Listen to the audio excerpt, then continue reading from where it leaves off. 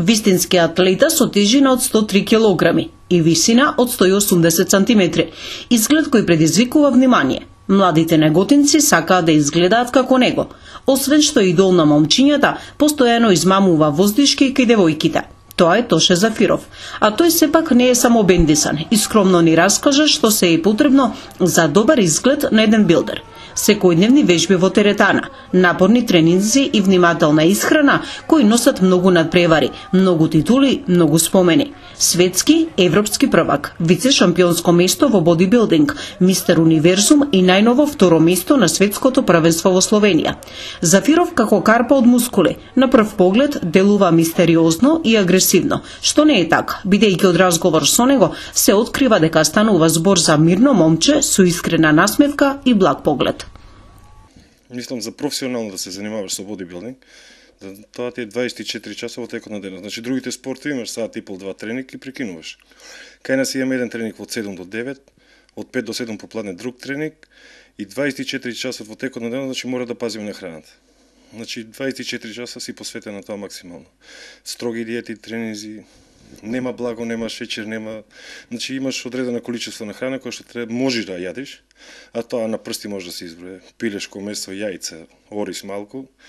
И тоа е тоа. Скоро 17 години е со бодибилдингот, а љубовта кон овој вид на спорт го одржува долги години, меѓу најдобрите во светот. Доказ за тоа е освоеното сребро во Словенија на светското првенство минатиот месец, каде макотрпната работа вроди со плод, вели Зафиров. Вице-шампионското место, чувството кога го слушаш твоето име, држава, кога знаеш дека се горе на светскиот подиум и целиот труд дал резултат, со ништо не може да се замени, вели Зафиров.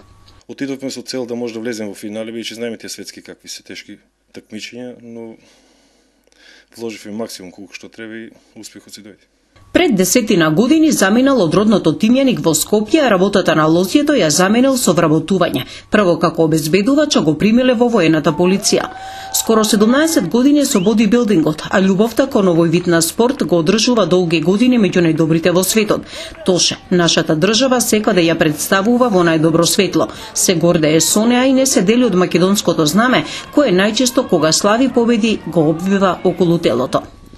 Спортот како спорт има многу тежини и затоа има многу мал број на такмичари кај нас. Значи тешки се тие, прво е многу скап спорт, друго треба од многу работи да се одречиш и тешко се издржува, а рекреативци има многу. Например, кај ме теретаната е преполна и сите теретани се полни, значи што значи дека е добро, вместо младите да бидат надвор по улица, на друго одат вежбат.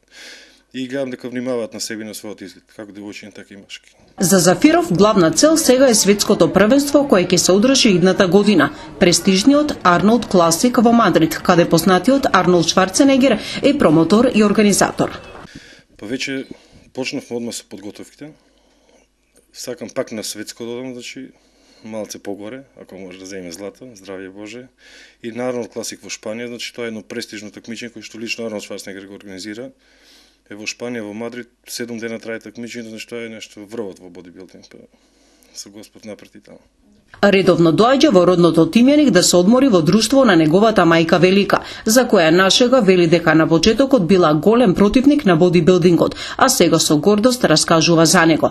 Доказ за тоа се и бројните фотографии на секаде низ семејниот дом кои раскажуваат за неговите успеси. Неголемата поддршка и инспирација секако му ја даваат сопругата и двете деца. Па Тоше, со среќа на светското првенство во Шпанија.